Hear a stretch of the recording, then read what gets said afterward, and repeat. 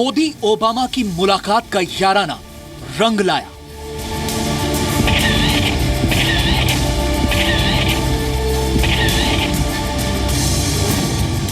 दुनिया ने देखी मोदी ओबामा की केमिस्ट्री।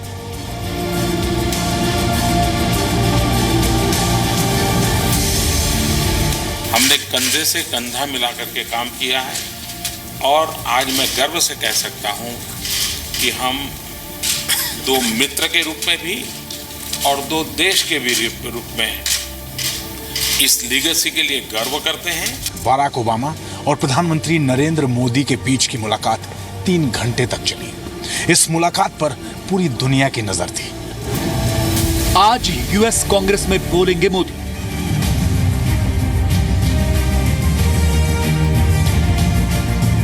मैं कांग्रेस का भी बहुत आभारी हूं कि मुझे कांग्रेस को संबोधित करने के लिए निमंत्रित किया गया है। मिसाइल टेक्नोलॉजी कंट्रोल रिजीम में भारत की एंट्री।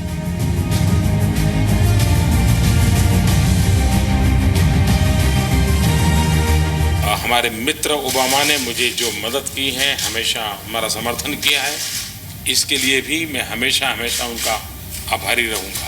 एमटीसीआर में शामिल होने के बाद भारत हाईटेक मिसाइल दूसरे देशों को एक्सपोर्ट कर सकता है और अमेरिका से ड्रोन खरीद भी सकता है।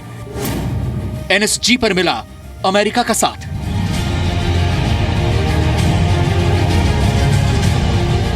I indicated our support for India becoming part of the nuclear suppliers group. न चीन का अड़ंगा आगे आया। नई प्रगति की ऊंचाइयों को कैसे पार कर सकें, उस दिशा में भी हम साथ साथ चलने की दिशा में आज सोच रहे हैं। न पाकिस्तान की हाय लगी। की सिफारतकारी और भारत की सिफारतकारी की जेहतें हम देख रहे हैं कि दिन ब दिन वाजे हो रही हैं। ना सिर्फ वाजे हो रही हैं बल्कि खुलकर सामने भी आ रही हैं और पाकिस्तान इस बारे में मुंह देखता हुआ दिखाई दे रहा है। विश्व के कल्याण के जो भी हमारे सपने हैं, डेवलपिंग कंट्रीज को मदद करने के जो हमारे सपने हैं, उन सब में हम काफी कुछ परिणाम दे सकते हैं। आज अमेरिका को बताएंगे मोदी।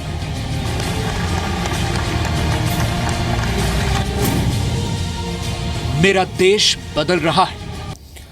सिर्फ भारत में ही नहीं, दुनिया में जहां कहीं भी हिंदुस्तानी हैं, उन्हें अब इंतजार इस बात का है कि आज PM Narendra Modi US Congress में क्या बोलेंगे।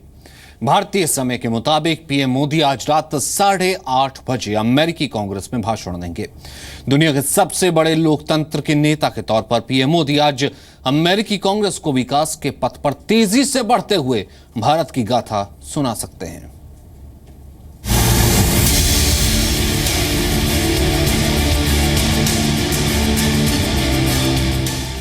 दुनिया के सबसे पुराने लोकतंत्र के मुखिया के साथ विश्व के सबसे बड़े लोकतंत्र के नेता की मुलाकात पूरी दुनिया ने देखी।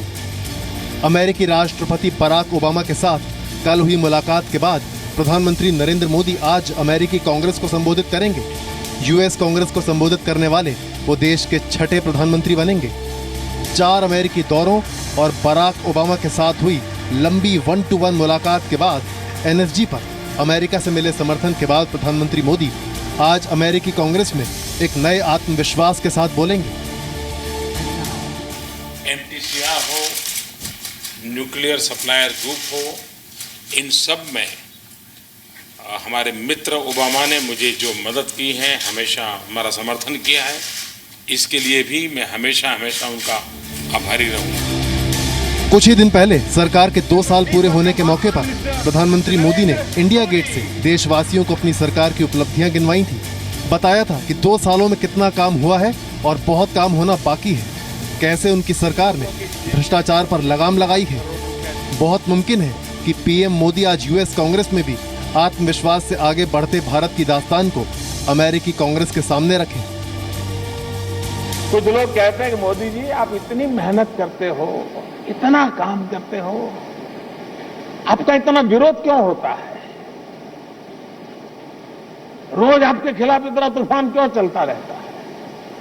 आप अपना कोई कम्युनिकेशन स्ट्रेटेजी ठीक बनाओ, आप मीडिया से कुछ बात करने का कुछ करो। मुझे बहुत लोग समझाते हैं। अब उनको मैं कैसे समझाऊं कि भाई जिन लोगों की जेब में 36,000 करोड़ रुपया जाता था, जो मोदी ने बंद करवा दिया, तो मोदी गाली नहीं खाएगा तो क्या खाएगा? आज जब प्रधानमंत्री यूएस कांग्रेस में बोलेंगे तो ये हर हिंदुस्तानी के लिए गर्व का मौका होगा। दुनिया की सुपर पावर कहे जाने वाले अमेरिका में इससे पहले भी भारत के 5 पूर्व प्रधानमंत्रियों को अमेरिकी कांग्रेस की संयुक्त सभा को संबोधित करने का गौरव हासिल हुआ है और हर बार भारत का सीना गर्व से चौड़ा हुआ है।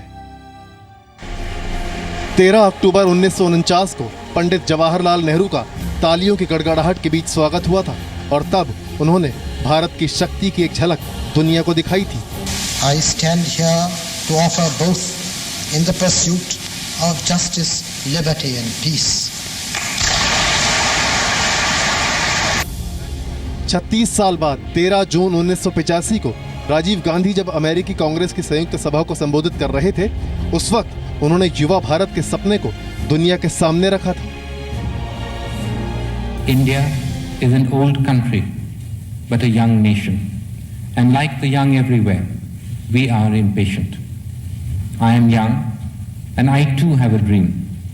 I dream of an India strong, independent, self-reliant, and on the front rank of the nations of the world in the service of mankind. Mr. Speaker, Prime Minister of India. 9 साल बाद 18 मई 1994 को पूर्व प्रधानमंत्री पीवी नरसिम्हा राव को भी यह मौका मिला।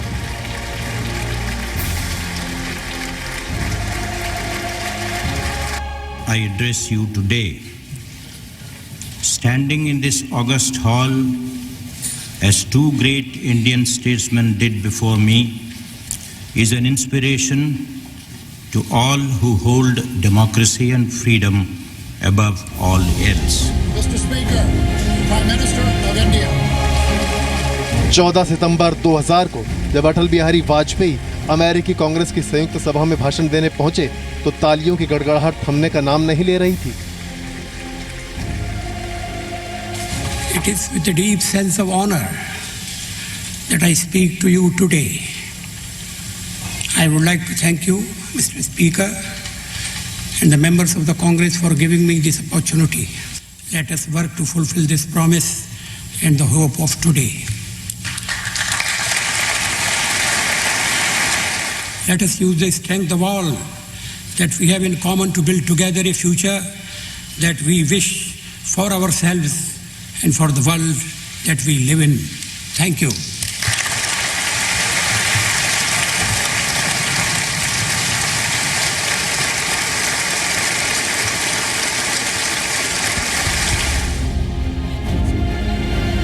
और 19 जुलाई 2005 को पूर्व प्रधानमंत्री मनमोहन सिंह का भी स्वागत कुछ इसी अंदाज में हुआ था, जिसने अंतर्राष्ट्रीय मंच पर भारत की शोभा बढ़ाई थी।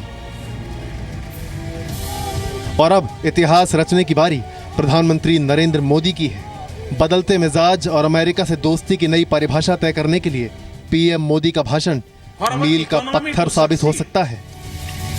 अमित प्रकाश, जी मीडिया, वॉशिंगटन।